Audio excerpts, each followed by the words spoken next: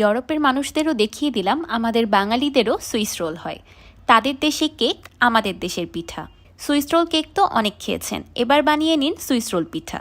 তাও আবার হাতের কাছে থাকা মাত্র 3টি উপকরণে মাত্র 10 মিনিটে পুরো পরিবারের জন্য তৈরি হবে এতগুলো মজাদার পিঠা। By the way, I am chef Ishika, welcome to iFood channel. Swiss roll পিঠা বানানোর জন্য আমি প্রথমেই একটি প্যানে দিয়ে দিলাম 2 কাপ পানি। পানিতে দিয়ে দিলাম 1 চা চামচ লবণ। এবার লবণটাকে পানির সাথে খুব ভালোভাবে মিশিয়ে পানিতে একটি বলক তুলে নেব। পানিতে বলক চলে আসলে চুলার ফ্লেমটাকে অফ করে দিয়ে দিব 2 কাপ চালের গুঁড়ো।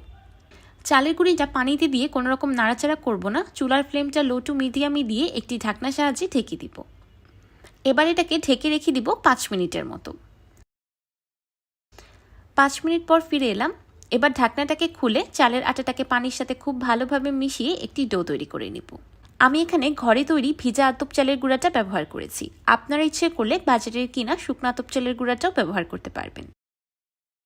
চালের গুঁড়োতে যখন সম্পূর্ণ পানি অ্যাবজর্ব হয়ে এমন একটা ডো তৈরি হয়ে যাবে, তখন চুলা থেকে নামিয়ে নিব। চালের আটার এই ডোগুলোকে গরম অবস্থায় মথে নিলে খুব বেশি সফট হয়। ঠান্ডা হয়ে যাওয়ার পর মথলে তখন বেশি একটা সফট হয় না, তাই আমি চেষ্টা করেছি গরম অবস্থায় মথে নেওয়ার। আপনারা ইচ্ছে করলে হালকা ঠান্ডা করে নিতে পারেন বা হাত পানিতে ভিজিয়েও মথে নিতে পারেন। আমি ডোটাকে 5 মিনিটের মতো মথে সফট করে নিয়েছি। এবার আমি ডোটাকে 2টি সমান ভাগে ভাগ করে একটি ভিজা কাপড় দিয়ে ঢেকে রাখবো। এতে করে ডোটা ড্রাই হতে পারবে না, আর পরবর্তীতে পিঠার আউটকামটা খুব বেশি ভালো আসবে, পিঠাগুলো ফেটে যাবে না। এবার একটি ক্লিন কাউন্টার টপের উপর অল্প একটু শুকনো চালের গুঁড়ো ডাস্ট করে নিলাম। এবার একটি পিঠার ডো আমি একটি বড় রুটি আকারে বেলে নিব।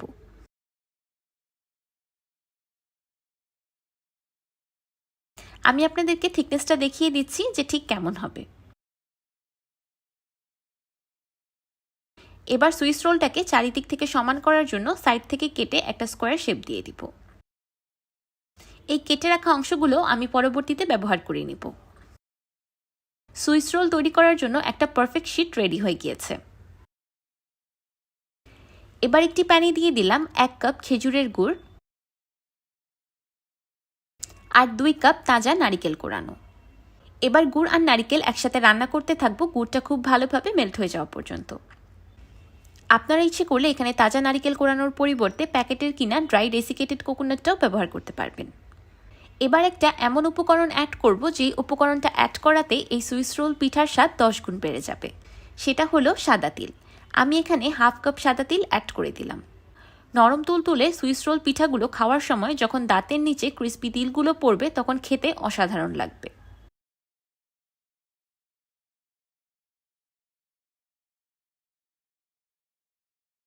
রান্না করতে করতে যখন গুড়ের পানিটা সম্পূর্ণ শুকিয়ে মিশ্রণটা এমন শুকনো হয়ে আসবে, তখন চুলা থেকে নামিয়ে নিব।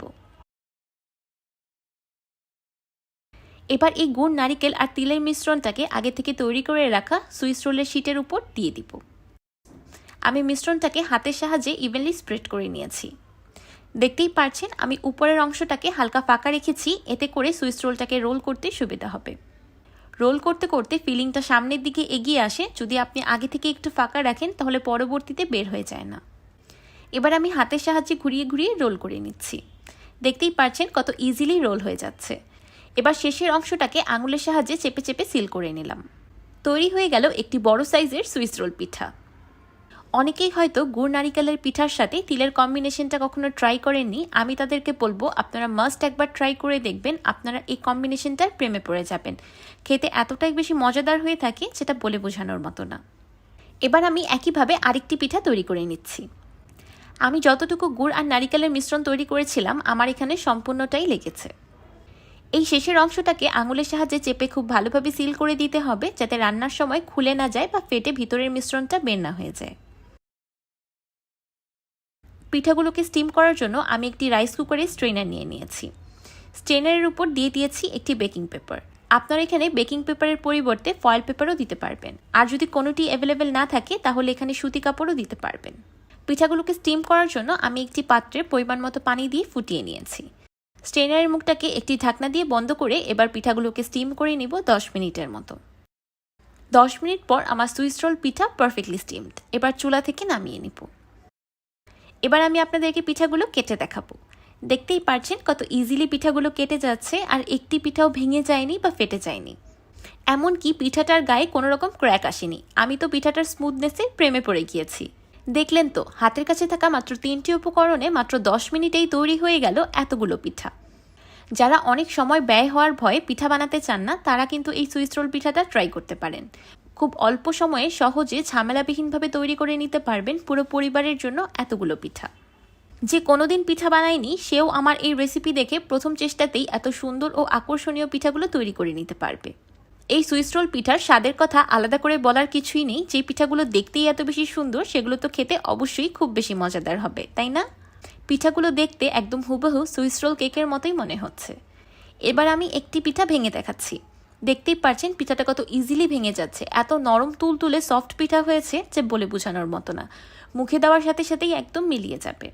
আমার আজকের এই সহজ, মজাদার, ঝামেলাবিহীন সুইস রোল পিঠার রেসিপিটি আপনাদের কাছে কেমন লাগলো আমাকে অবশ্যই কমেন্ট করে জানাবেন। ভিডিওটি ভালো লাগলে একটি লাইক দিবেন, আর আমার চ্যানেল সাবস্ক্রাইব করে আমার চ্যানেলের পাশেই থাকবেন। আল্লাহ হাফেজ।